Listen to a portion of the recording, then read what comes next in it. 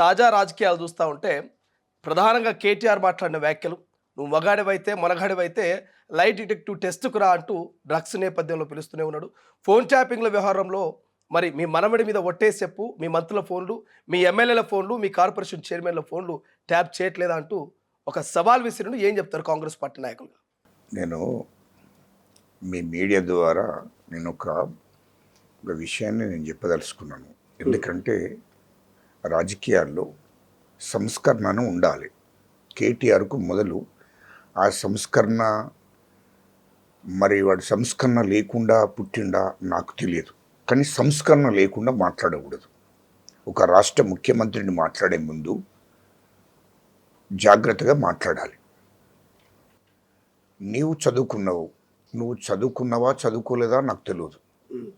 నువ్వు ఒక ఎమ్మెల్యేవు, ఇంతకుముందు మాజీ మంత్రివి. మరి నీకు సంస్కరణ లేకుండా మాట్లాడితే నువ్వు ఇష్టం వచ్చినట్టు పశువులు కాసే సోదరునికి మర్యాద, అయ్యా ఎటుపోతుండ్రయ్యా అని అడుగుతారు. పశువులు కాసేటువంటి కన్నా అధ్వానంగా మాట్లాడితే ఎట్లనయ్యా?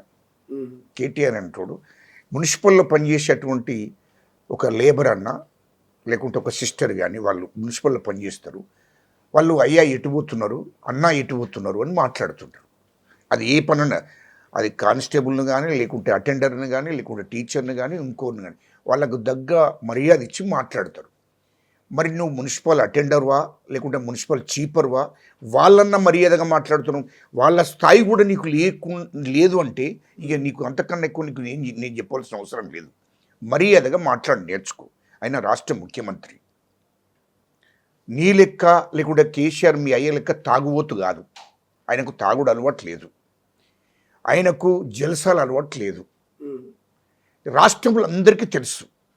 ఆయన జడ్పీటీసీగా పనిచేశాడు, ఆ మండల్లో ఆయన ఎమ్మెల్సీగా పనిచేశాడు, ఎమ్మెల్యేగా పనిచేశాడు, ఎంపీగా పనిచేశాడు, రాష్ట్ర ముఖ్యమంత్రిగా పనిచేస్తున్నాడు. ఆయన పుట్టినూరు నుండి మొదలుకుంటే హైదరాబాద్ దాకా ఎవరిని అడిగినా చెప్తాడు. ఆయనకు అసలు మందే అలవాట్లేదు, ఆయనకు నీలాగా గంజాయి అలవాట్లేదు, కేటీఆర్ నీలాగా డ్రగ్స్ అలవాట్లేదు. ఆయన ఓన్లీ ఇంట్లో భోజనం చేసుకుంటూ, గతంలో జడ్పీటీసీగా పనిచేసేటప్పుడు కూడా ఆయన కారం గటక తిని వచ్చినోడు, లేకుంటే ఇంట్లో అన్నము కారంతో తిని వచ్చినోడు, కష్టాలు నష్టాలు ఏందో తెలిసినటువంటి వాడు. మరి అవి నీకు తెలియదు. నీకు ఒక్కటి ఓన్లీ కేసీఆర్కు, నీకు, నీ తండ్రికి, నీకు తాగుడేంది, తాగుడు గురించి తెలుసు. మీరు చీఫ్ లిక్కర్ నుంచి మొదలుకుంటే సారా గురించి మొదలుకుంటే ఇప్పపు కళ్ళు కూడా మీరు తాగినోళ్ళు.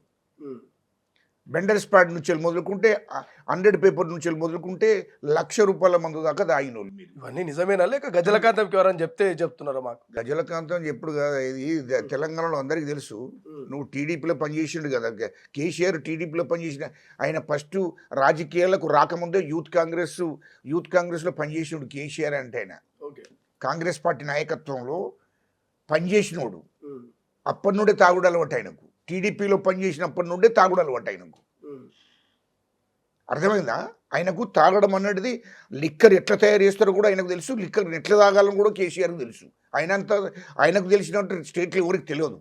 రెండోది, ఆ తండ్రి వారసత్వం పుచ్చుకున్నోడే కేటీఆర్. 2000 అమెరికా నుంచి వచ్చినాక 2008-9 ఎక్కడ కూర్చుంటే తాగినా? ఆడ ఒరిస్సా హోటల్ ఉంటే బంజారా రోడ్ నెంబర్ 12లో. ఆడ ఎప్పుడు మీద రోజు ఆడికచ్చి తాగుతుండే కదా. ఆయన తాగడం అనేది ఆయనకు తాగని, ఇక్కడ దాదాపు హైదరాబాద్లో ఎక్కడికి పోయినా ఆయనకు తాగడం అందరికి తెలిసిన విషయమే. తాగడం వాళ్ళకు తెలుసు. కానీ మా ముఖ్యమంత్రి రేవంత్ రెడ్డి గారికి ఆయన జడ్పీటీసీగా పనిచేసినప్పుడు కానీ, ఎమ్మెల్సీగా పనిచేసినప్పుడు కానీ, లేకుంటే ఎమ్మెల్యేగా పనిచేసినప్పుడు, ఎంపీగా పనిచేసినప్పుడు కూడా ఈ రెస్టారెంట్లు, పబ్బులు ఆయనకు తెలియదు. ఆయనకు తాగుడే అలవట్లేదే. ఇలాంటి సంస్కృతి ఆయనకు అలవట్లేదు, ఈయనకు అలవాటు ఉన్నది. ఇప్పుడు ఎందుకంటే కేటీఆర్ అంటాడు 3rd క్లాస్ వాడు. ఆ 3rd క్లాస్ సంస్కృతి ఎటుపోతుందయ్యా? ఇప్పుడు ఆయనకు ప్రతి రెస్టారెంట్ తెలుసు. బంజారా రోడ్ నెంబర్ 12లో 2009 నుంచి వెళ్ళి ఒరిస్సా హోటల్ అని ఉంటుంది. అది మరి మీకు తెలుసో తెలియదు కానీ ఆన్ ద వే పోయేటప్పుడు ఉంటుంది. ఆడ పైన కూర్చుండి ఆయన ఎప్పుడు రెగ్యులర్గా తాగుతుండే. ఆడ ఆ నుంచి ఇంకా అనేక రెస్టారెంట్లు కూడా ఉన్నాయి ఆయన విని అక్కడ తాగుతాడు తింటాడు. ఆయన తాగింది తిన్నది అంత అన్ని మందికి అలవాటు ఉన్నదంటే ఇట్లా నీకు తాగడం తెలుసు, తినడం తెలుసు. కాకపోతే అప్పుడు ఉన్నది 1000 రూపాయల మందు 2000 రూపాయల మందు అయినావు నువ్వు ఎమ్మెల్యే అంటే 2014లో మీ అయ్యే ముఖ్యమంత్రి అయిన తర్వాత 1,00,000 రూపాయల మంది తాగడం అలవాటు అయింది. ఇంతే తేడా. తాగడం అనేది ఆన్వాయితీకి వస్తుంది వాళ్ళకు, అలా తండ్రి నుంచి ఆన్వాయితీకి వస్తుంది. కాబట్టి తాగడం అనేది నాకు పూర్తిగా క్లారిటీగా వాళ్ళకి తెలిసినంత స్టేట్లో ఎవరికి తెలియదు. నెంబర్ 1 గంజాయి గురించి ఎవరికి తెలుస్తుంది? కేటీఆర్కి తెలిసినంత ఎవరికి తెలియదు. డ్రగ్స్లో పూర్తిగా డ్రగ్స్ ఏ విధంగా నాకు తెలియదు. అది డ్రగ్స్ అంటే అనగానే వినడం కదా తప్ప ఆ డ్రగ్స్ అనేది కేటీఆర్ని అడిగితే స్పష్టంగా తెలుస్తుంది. ఆయనకు పరీక్షలు చేస్తే తెలుస్తుంది.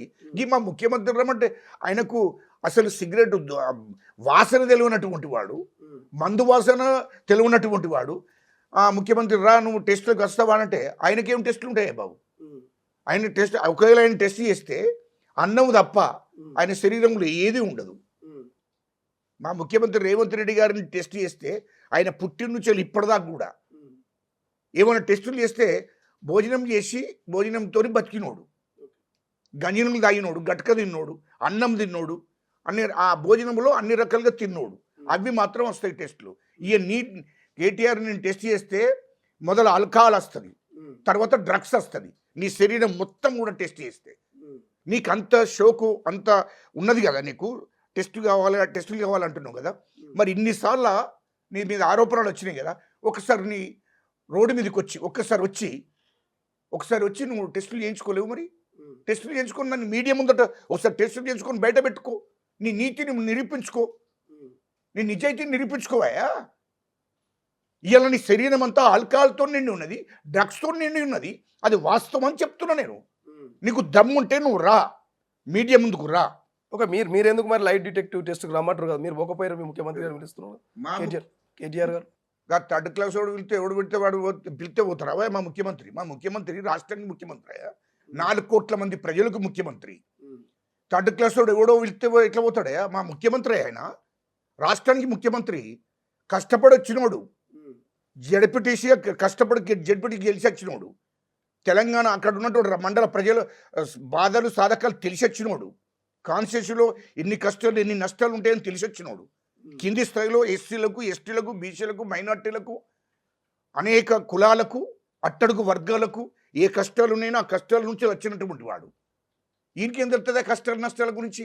అయ్యా పిలిపించిన అమెరికాలో ఏదో నౌకరీ చేసుకుంటూ పిలిపించే వరకు, రాబిడ్డ అనే వరకు తల్లి అన్న చెల్లె వచ్చిండ్రు, డైరెక్ట్ వచ్చి ఎమ్మెల్యే అయినరు, డైరెక్ట్ తెలంగాణ రాగానే మంత్రి అయింది, కథం మొత్తం రాష్ట్రంలో ఉన్న సంపదనంతా దోసుకున్నారు. అది ఒక్కటే తెలుసు తప్ప మా ముఖ్యమంత్రికి ఆయనకు పోల్చేది ఎక్కడ బాబు?